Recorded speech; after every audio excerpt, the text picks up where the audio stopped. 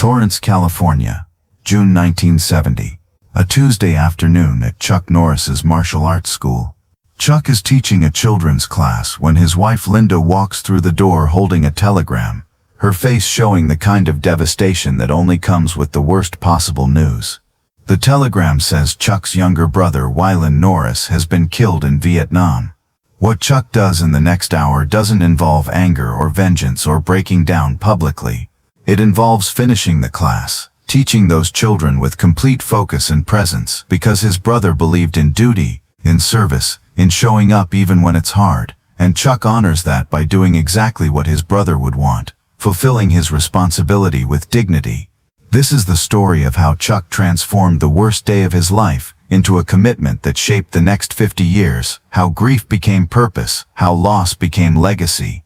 The school is modest, opened just 4 months earlier, Chuck's first official dojo after years of teaching in borrowed spaces, rented halls, community centers, anywhere that would have him. The building is small, 1,200 square feet, located in a strip mall between a hardware store and a dry cleaner. Not glamorous, but functional, clean, well-maintained, everything Chuck could afford at age 30 with savings from teaching and competing. The walls are white, the floors covered in clean mats, equipment minimal but quality, heavy bags, makiwara boards, mirrors along one wall, a small office in the corner with a desk, filing cabinet, phone, the basic infrastructure of a small business trying to survive. It's 3:30 p.m., the after-school kids class, 12 students ages 7 to 12, wearing white gis with various colored belts, sitting in neat rows on the mat, listening to Chuck explain basic stances, how proper foot position creates balance, how balance creates power, how power comes not from muscle alone but from structure, from understanding how the body works, from foundation. Chuck teaches children differently than adults, more patience, more repetition, more encouragement, breaking concepts into simpler pieces, knowing that what he teaches now shapes not just fighters but people, that martial arts for children is primarily about discipline, respect, focus, values that serve them regardless of whether they ever use a punch or kick in real conflict. The door opens, Linda walks in.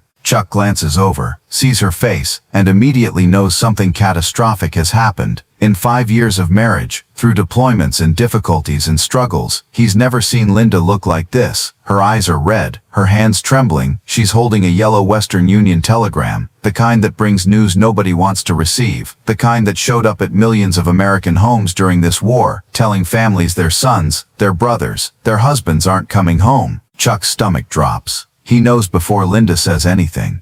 Knows it's Wieland, his younger brother by 2 years, the brother Chuck grew up with in poverty in Oklahoma, the brother who joined the army because he believed in service, who volunteered for Vietnam because he believed in duty, who wrote letters home about wanting to make their family proud, wanting to serve his country the way their father couldn't because of illness, wanting to be a man who stood for something. Chuck has been terrified of this moment for 3 years, since Wieland deployed, every day wondering if today would be the day the telegram came, praying it wouldn't, hoping his brother would come home safe. Linda walks to Chuck slowly, other students watching, confused by the adult tension they sense but don't understand. Linda's voice breaks as she whispers, "Chuck, it's Wieland, She can't finish, doesn't need to." Chuck takes the telegram, reads it. The words blur but the meaning is clear. Wieland Clyde Norris, 28 years old, killed in action June 3, 1970, Quang Trall Province. Details to follow. Chuck's younger brother, his playmate from childhood, his training partner who helped Chuck practice techniques when they were teenagers, his supporter who told everyone proudly about Chuck's tournament wins, gone dead, not coming home. Chuck feels everything collapse inside. The grief hits like physical force, knocking breath from his lungs, buckling his knees. He wants to scream, to cry, to punch walls, to demand answers, to rage against the war, against the circumstances, against whatever mission got his brother killed. But he's standing in front of 12 children who are watching him, who depend on him to teach them, who need him to be present, to be stable, to show them what discipline and duty look like even when the world is breaking apart. Chuck folds the telegram carefully, puts it in his pocket, touches Linda's arm gently, says quietly, "Thank you for bringing this to me. I'll finish class, then we'll talk." Linda looks at him with shock and concern, says, "Chuck, you don't have to teach right now. Send the kids home. Process this." Chuck says, voice steady despite the chaos inside, "Wieland believed in finishing what you start, in showing up, in duty. I'll finish class." It's what he would want. Linda nods, understands, leaves Chuck to teach, waits in the office, crying for the brother-in-law she loved, for the husband she's watching carry unbearable pain with impossible dignity, for the family that just lost a son, a brother, a piece of itself. Chuck turns back to the children, who sense something serious happened but don't know what. Chuck takes a breath, centers himself, pushes the grief down, not denying it but containing it, saving it for later, for private, for when these children go home to their families and Chuck can go home to his own grief. Chuck says, "Okay, everyone stand up. Let's practice our stances. Remember, strong foundation creates strong technique. Show me your front stance." The children stand, position themselves, mimic the stance Chuck demonstrated earlier. Chuck walks among them, corrects postures, encourages effort, praises improvement, teaches exactly as he would on any other day, as if his world didn't just shatter, as if his brother didn't just die, as if he's not barely holding himself together through sheer will and discipline. For 30 more minutes, Chuck teaches with complete focus, shows combinations, drills basics, leads warm-down stretches, thanks the children for their attention and effort, reminds them to practice at home, to show respect to their parents, to carry martial arts values beyond the dojo. Parents arrive to pick up their children. Chuck greets each parent professionally, answers questions about progress, schedules next classes, performs all the duties of a school owner, maintaining normalcy, protecting these children from adult pain, showing them through his actions that duty continues regardless of personal circumstance. The last child leaves. Chuck locks the door, turns the sign to closed, walks to the office where Linda waits. Only then does he allow the grief to surface. He sits heavily in the desk chair, puts his face in his hands and breaks. Linda holds him while he cries, while 30 minutes of contained grief releases in wrenching sobs, while the reality that he'll never see his brother again, never talk with him, never share victories or struggles, never grow old together, becomes undeniably real. They sit for an hour. Chuck cries, then talks, sharing memories of Wieland, stories from childhood, from poverty in Oklahoma, from times when they had nothing but each other, when Chuck protected Wieland from bullies, when Wieland cheered loudest at Chuck's tournaments, when they talked about building better lives than their parents had, about making something of themselves, about honoring their family through achievement and service. Wieland chose military service. Chuck chose martial arts. Both chose paths of discipline, of duty, of trying to be better than their circumstances suggested they could be. Finally, grief settles into something Chuck can carry rather than something that's crushing him. He tells Linda, "I have to make his death mean something. I have to live in a way that honors what he believed in." Wieland thought service mattered, thought helping others mattered, thought showing up and doing your duty mattered. He died serving those values.